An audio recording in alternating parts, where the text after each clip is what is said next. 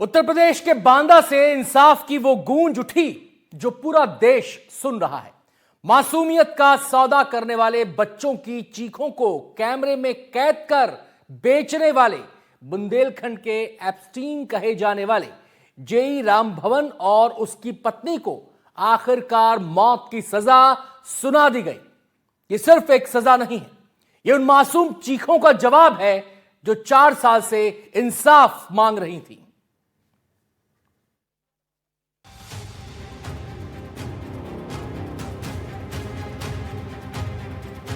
अक्टूबर 2020 जब दुनिया की सबसे बड़ी अंतर्राष्ट्रीय पुलिस एजेंसी इंटरपोल से एक खुफिया सूचना भारत पहुंचती है। सूचना में था बुंदेलखंड के एक छोटे से शहर बांदा से संचालित हो रहा है मासूम बच्चों की अश्लीलता का एक खौफनाक नेटवर्क।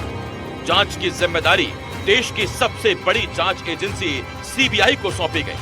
जब सीबीआई ने राम भवन के घर पर छापा मारा तो सामने आया हैवानियत का वो सच जिसे देखकर जांच अधिकारियों की भी रूह कांप गई। एक पेन ड्राइव में कैद थी 34 बच्चों की बर्बाद जिंदगी, 679 अश्लील तस्वीरें और वो वीडियो जिनमें मासूमियत चीख रही थी और दरिंदे हंस रहे थे। यहाँ रहने वाले पति पत्नी ने करीब 10 साल तक 33 बच्चों का शोषण कर उनके घिनौने वीडियो बनाए, डार्क वेब के जरिए 47 देशों तक बेचे। पति सिंचाई विभाग का पूर्व जूनियर इंजीनियर है, उसके काम में उसकी पत्नी भी साथ देती थी। अक्टूबर 2020 में साइबर सर्विलांस के तहत सीबीआई को जानकारी मिली कि बांदा चित्रकूट से बच्चों के साथ लैंगिक अपराध करते हुए कुछ वीडियो बना करके इंटरनेट मीडिया पे अपलोड किए जा रहे हैं। इस सूचना पर सीबीआई के द्वारा नई दिल्ली में अभियोग पंजीकृत किया गया। अपर पुलिस अधीक्षक स्तर से विवेचना की गई। विवेचना के दौरान विवेचक के द्वारा जो पीड़ित बच्चे थे उन सभी बच्चों को एम्स नई दिल्ली में ले जाकर के चिकित्सीय परीक्षण कराया गया। चिकित्सीय परीक्षण के दौरान जो बच्चों के अंदर जो एग्रेवेटिव पेनिट्रेटिव सेक्सुअल असॉल्ट होता है उसकी इंटरनल इंजरीज पाई गई और विवेचना के दौरान विवेचक के द्वारा फोटो वीडियो और जो इंटरनेट मीडिया में शेयर किया गया था वो सारा रिकवर किया गया और साक्ष्य जो पर्याप्त सुसंगत साक्ष्य संकलन के उपरांत माननीय न्यायालय के समक्ष आरोप पत्र प्रस्तुत किया गया। अब सवाल है कि छोटे छोटे बच्चे कैसे फंसाए जाते थे। इस सवाल के बाद ये कहानी और भी डरावनी हो जाती है।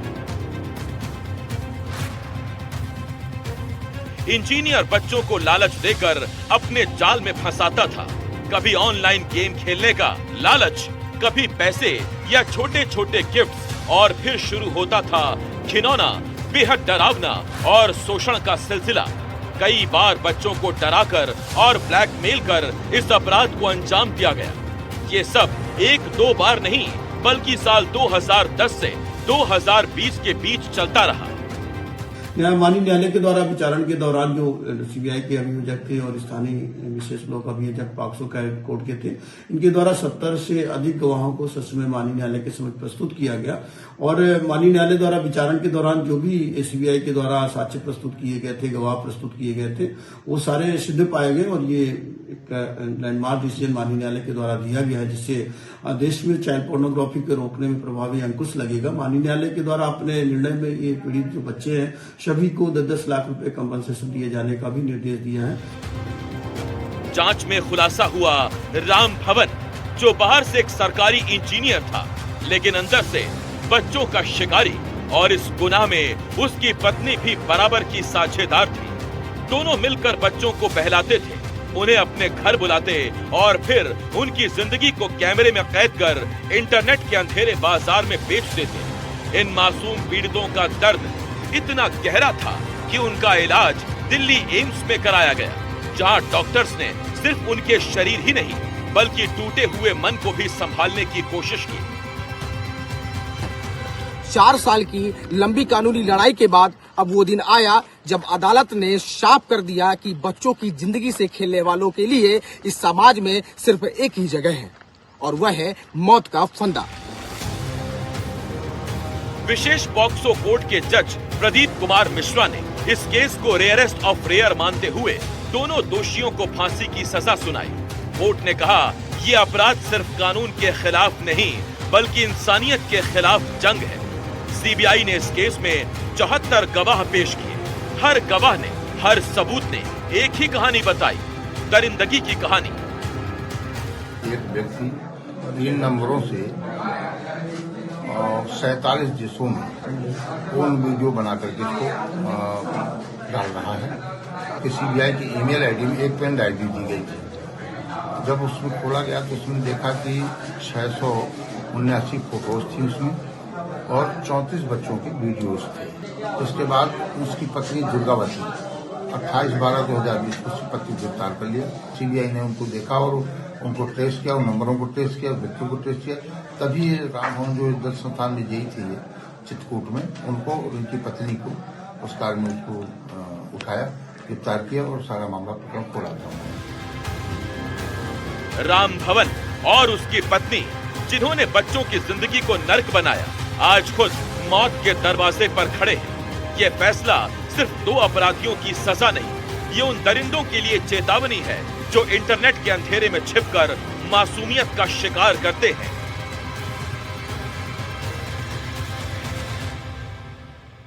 बांदा में आज यह सिर्फ एक फैसला नहीं हुआ है, आज इंसाफ ने उन मासूमों के आंखों के आंसू पोंछे हैं।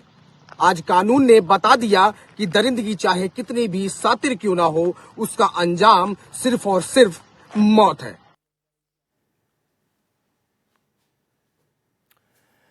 अब आपको लिव इन रिलेशनशिप की एक खौफनाक दास्तां सुनाते हैं। एक मोहब्बत जो डेटिंग ऐप से शुरू हुई, लेकिन उसका अंत ऐसी हैवानियत पर हुआ कि जो कोई भी इसे सुन रहा है उसकी रूह कांप रही है। एक दरिंदे प्रेमी ने अपनी गर्लफ्रेंड के साथ टॉर्चर की सारी हदों को पार कर दिया।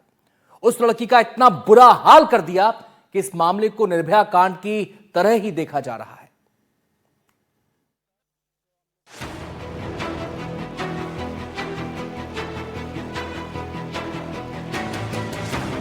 मां मुझे बचा लो, नहीं तो मैं मर जाऊंगी। ये एक बेटी की चीख थी जो उसकी मां ने फोन पर सुनी। त्रिपुरा से सपने लेकर पढ़ाई करने आई एक छात्रा को उसके ही ऑनलाइन दोस्त ने 3 दिनों तक हैवानियत भरी यातनाएं दी। युवक ने छात्रा को अपने पास बुलाकर उसे बंधक बनाया और 3 दिनों तक उसके साथ बर्बरता की सारी हदें पार कर दी। जो जानकारियां सामने आई हैं, वो रूह कंपा देने वाली है।